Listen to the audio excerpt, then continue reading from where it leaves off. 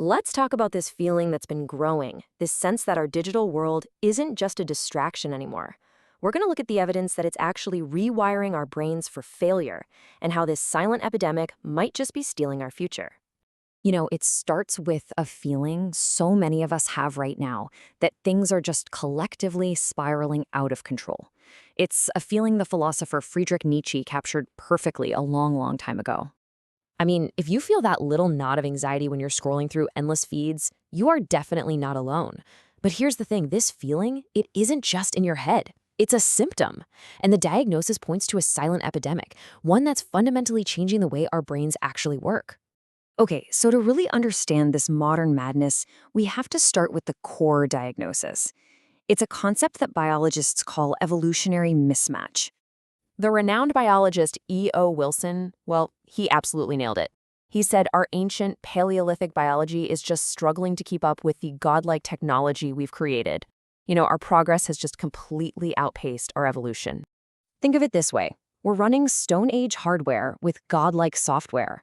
And this massive gap between our biology and our tech is putting an unprecedented strain on our minds.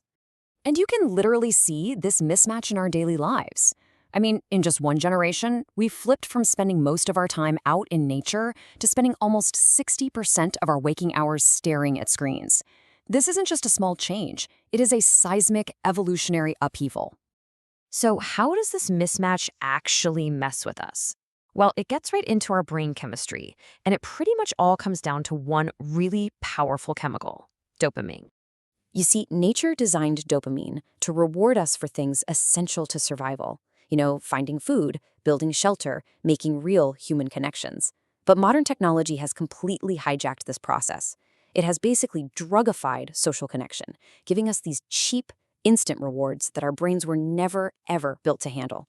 And according to Stanford psychiatrist Anna Lemke, the smartphone acts like a modern-day hypodermic needle. With all its flashing lights and endless pings, it just delivers these potent, irresistible hits of digital dopamine straight into our brain's reward pathway.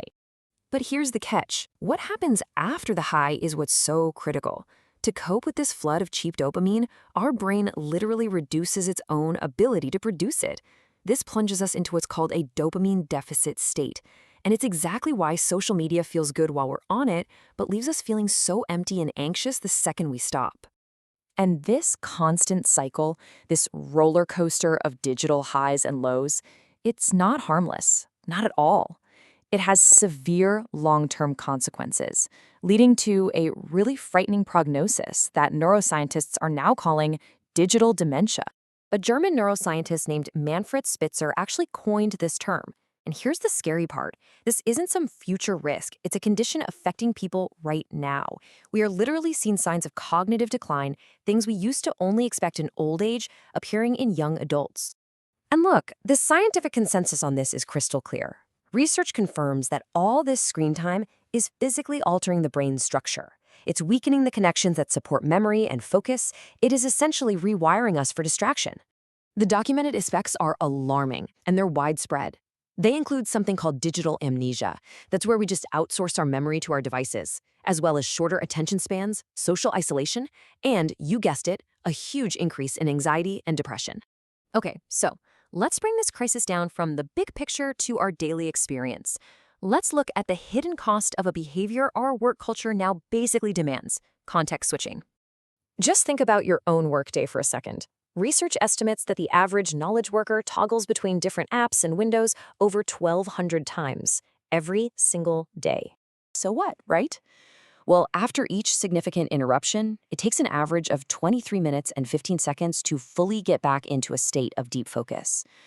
Just think about how much of our day is just lost to these tiny little mental recoveries.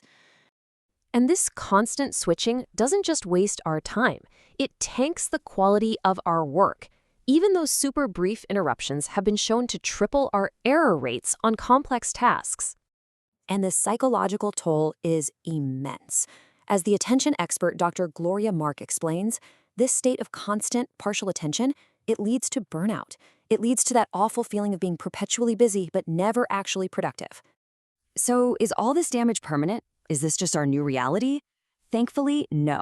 The brain is incredibly resilient, and there is a clear path to fighting back and reclaiming our cognitive health.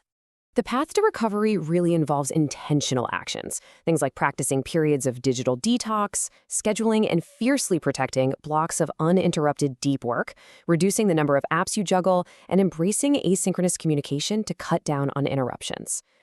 And there are other powerful strategies too, things like consciously replacing screen time with physical activity and real face-to-face connection.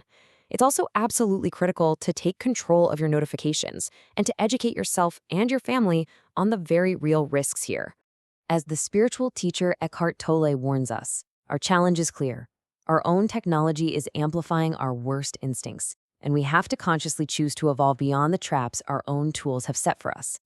So in the end, we're all standing at a crossroads, and the choice between distraction and focus, between cheap dopamine and hard-earned success, well, it isn't just a personal one anymore. It's a collective choice that is going to determine our shared future.